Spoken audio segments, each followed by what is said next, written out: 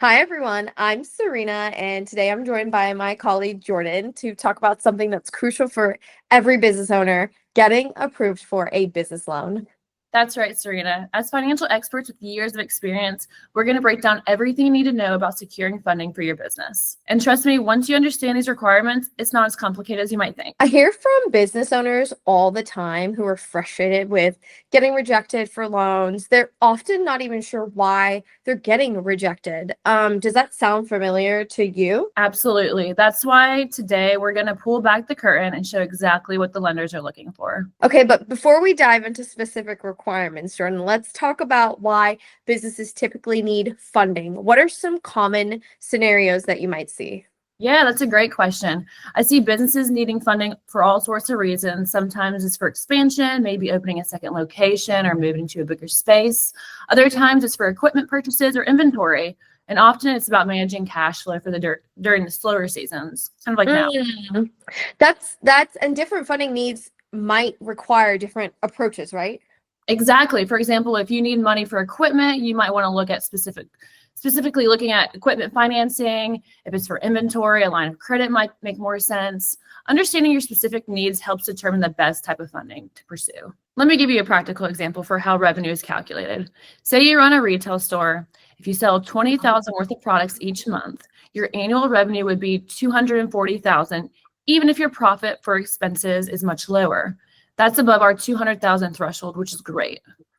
I know some business owners get discouraged when they see that $200,000 number, but broken down monthly, it's about 16,700 per month. That feels much more achievable, right? Exactly. And here's something interesting. Seasonal businesses can still qualify, even if some months are much stronger than others. For example, I worked with a beachfront restaurant that made 60% of their revenue during the summer months. Let's talk about credit scores next then. You mentioned we need like a 640 or higher. The credit score range typically goes from 300 to 850. At 640, you're in what lenders consider a good range. With a score of 700 and above, you might get interest rates around 6 to 8%. Between 640 and 700, you might get between 10 to 13%. Below 640, you can get approved with rates as high as 15%. Those differences in interest rates can really add up. Now, what about the 1 year in business requirement? Like, why is that a specific timeline important? I had a client who ran a coffee shop. In their first 6 months, they made about 150,000 in revenue, which sounds great annualized, but they didn't yet have experienced seasonal changes or managed throughout the slower periods.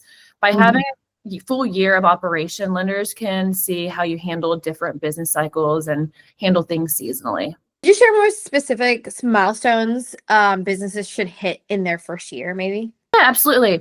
By month 3, you should have stable operating costs and know your monthly expenses. By month 6, you should understand your customer patterns and peak hours. By month 9, you should have your systems in place for managing inventory and staff. And by month 12, the end of year 1, you should have a full picture of seasonal changes and annual cost.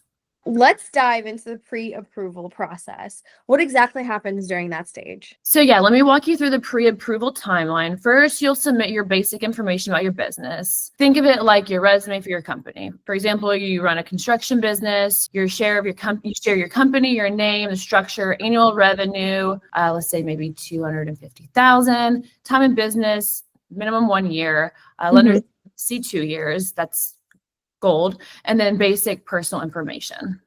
Okay, and this is where the soft credit pull happens, right? Exactly. Let me explain the difference between soft and hard pulls for a real life example. I had a client who applied for a pre-approval with 3 different lenders on the same day. Their credit score started at 682, and guess what? It stays 682 because soft pulls don't affect your credit score. That's great to know. Can you walk us through some specific lender examples and what makes each like unique? Sure. Let's start with StreetShares. They're fantastic for veterans, and here's why. Let's say you're a veteran-owned consulting firm making 180,000 annually. While that's below your typical 200,000 requirement, StreetShares might still work with you because they focus on veteran-owned businesses. Bank of America, on the other hand, has a fantastic program I want to highlight. They offer relationship-based discounts. For example, if you had a business checking account with them for 2 years, you might get a 0.25% reduction on your interest rate. If you also use the merchant services, their merchant services, that could Mhm. be another 20.25% off. Those relationships really matter. So now let's talk about business credit cards. The Ramp corporate card seems to be getting like a lot of attention lately. Imagine you're spending $20,000 monthly on business expenses. With Ram's 1.5% cash back on everything, that's $300 back each month or $3,600 annually. Plus, their expense management tools can often find additional savings. I had a client who discovered they were paying for 3 different subscription services and did Mhm. essentially the same thing. You know, Jordan, I think one thing that would be really helpful for everyone watching is understanding the best strategies for applying. Like, what approaches do you really recommend? From my experience, timing is absolutely crucial when applying for business funding. I always tell my clients to start the process before they urgently need the money. Think of it like planting a garden. You don't want to wait until you're out of vegetables or start growing them because then you're going to starve. The same Mhm. principle applies to business funding. And what about like documentation then?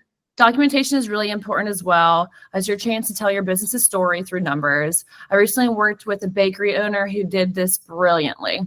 She didn't just provide her tax returns and bank statements, she also included photos of her packed storefront, customers' reviews, and detailed expansion plan. This comprehensive approach showed lenders not just where her business was, but where she was going.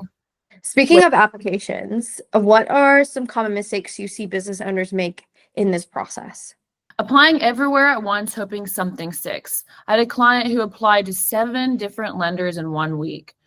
Each application Wow. triggered a hard pull and his score dropped 40 points.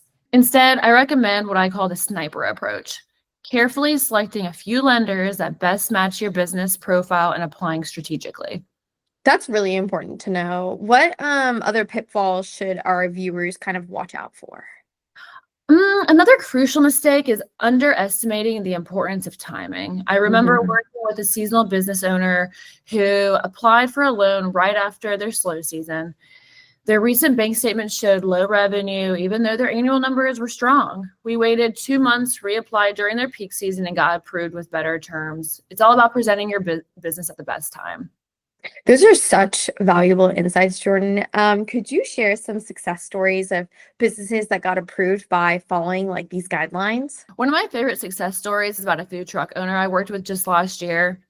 When she came to me, she had been rejected twice for loans. Her revenue was just under 200,000 and her credit score was 630, slightly below the requirements, which we just discussed. Instead of giving up, we worked together for 3 months. She focused on increasing her weekend sales and cleaned up her credit report error. When we reapplied, she not only got approved, but secured a better interest rate than she initially hoped for. That's amazing. Before we wrap up, what final advice would you give the viewers? I think the most important thing to remember is that getting approved for a business loan is a journey and it's not a race. Take your Mhm. time to understand your business's financial history and how to present it effectively. I always tell my clients to think like a lender. They're not just Mhm. looking at numbers, they're looking for evidence that your business is safe and investment. Keep good records, build strong banking relationships, and don't get discouraged if you don't meet all the requirements right now. Use that as motivation to strengthen your business's financial position. Thank you so much, Jordan. This has been incredibly informative. And remember, everyone, you can visit businessloans.com for potential guidance on finding the best financing options for your business. Thank you so much, everyone, for watching. Here's the business success.